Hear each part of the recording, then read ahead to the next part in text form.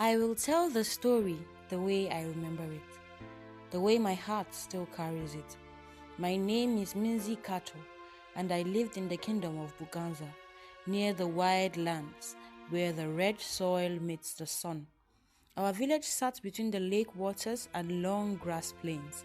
I was a neighbor to a young couple named Jabali and Nima. Their hut was only a few steps from mine, close enough that I heard their laughter, their prayers, and sometimes their tears. This is the story of their daughter. Her name was Zawadi. Zawadi was born on a quiet night when the moon was full and bright. I remember it well because the drums from a nearby wedding stopped suddenly when Nima went into labor. The village women ran with warm water and cloth. Jabali stood outside the hut, pacing like a restless goat. When the baby cried, strong and loud, the village sighed with relief. "It's a girl," someone said. Some men shook their heads. In our land, boys were celebrated.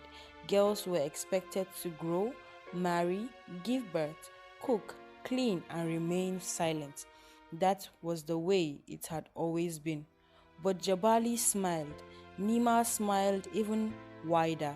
They named her Zawadi, meaning gift, and truly she was. From the time Zawadi could walk, she loved the earth. While other girls played with dolls made of banana fibers, Zawadi played with soil. She dug small holes with her fingers and planted anything she could find: seed, beans, even fruit pits. I would watch her from my compound. "Why is that child always dirty?" women would whisper, but Jabali would laugh. "The earth knows her." Nima never stopped her. Instead, she taught her how to wash her hands after. That was their way, support without fear. By the age of 6, Zawadi followed farmers to the field instead of following girls to the river. She asked many questions. Why do we plant here? Why do crops fail? Why do cows grow weak? Some elders found her annoying. "This is not work for a girl," they said, but Jabali would answer calmly, "This is work for a human." As Zawadi grew, the village grew colder toward her. Girls her age were learning how to cook meals for husbands they had not met yet. Zawadi was learning how to read the clouds and listen to the soil. Women laughed at Nima. "You are raising a man in a girl's body," they said. Men warned Jabali. No man would marry such a girl. Jabali answered, then she would marry her dreams. I remember the day Zawadi was chased from a meeting under the fig tree. She had asked why women could not own land. One elder shouted, "Go back and learn how to kneel." She came home crying. Her knees were dusty. Her pride was wounded. Nima held her. Jabali sat beside them. "You are not wrong," Nima said softly. "You just early," Jabali added.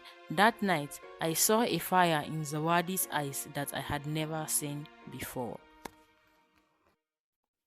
Zawadi learned wherever she could, sometimes from the traveling traders, sometimes from the elders who secretly admired her courage, sometimes from failure.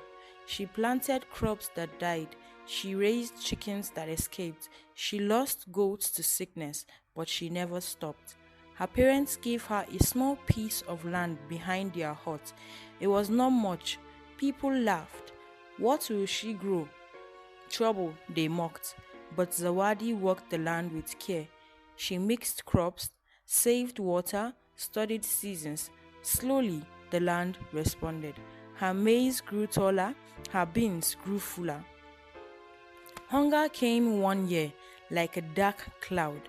Crops failed everywhere, but Zawadi's land still gave food. People noticed. They did not apologize, but they noticed. Zawadi became a young woman. The pressure became heavy. Suitors came. Some came with pride, some came with anger. She must stop farming, one said. She must submit, said another. Zawadi refused them all. The village called her stubborn. Some called her cursed, but Jabali stood firm. Nima stood taller. She will choose her own path, Nima said. Zawadi expanded her land. She hired young boys and girls. She paid them fairly. She taught them. She shared seeds with widows. She fed orphans. Her farm became a place of hope. One season, the king of Boganza faced great hunger in distant lands. His advisors searched for answers. Someone mentioned a woman farmer. A woman? The court laughed. But hunger does not laugh. They came to see her fields.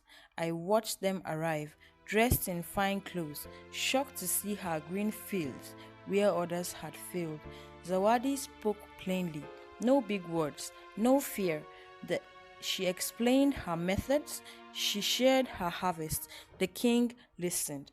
That day, she was named chief farmer of the kingdom, a woman, a farmer, a rebel. Zawadi never forgot where she came from. She built granaries for the poor, she trained women, she fed strangers. Her home was always open, her fire always warm.